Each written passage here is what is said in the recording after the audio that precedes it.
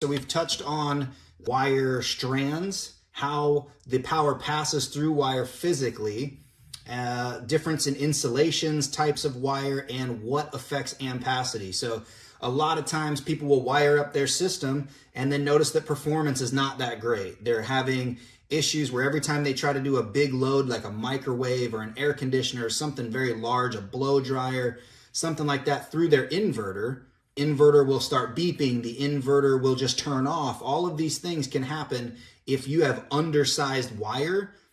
It causes a massive voltage drop when you really apply a heavy load to that inverter and it's trying to draw a lot of power from those batteries to supply that load.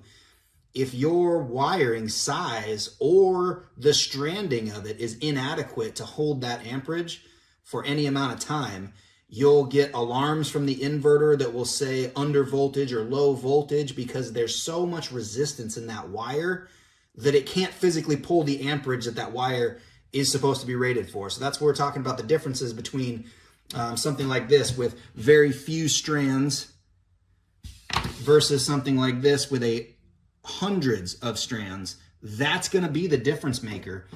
So make sure that when you're buying wire for any certain type of installation, you're very specific on what you're getting and use the manufacturer's suggestions for their wire. Go to reputable places to buy this stuff and make sure you're getting a chart with your wiring that will tell you at this many feet of this wire, it is good for this many amps. That's what you need to be looking at, because there's a lot of times where somebody on the internet will say, hey, 1-aught is good for a 2,000 watt inverter.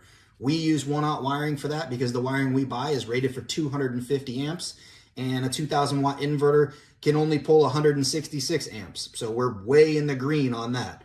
However, if you were to get a piece of 1-aught wire like we did on the scale here, you get that same piece of 1-aught, but you get it in copper clad aluminum.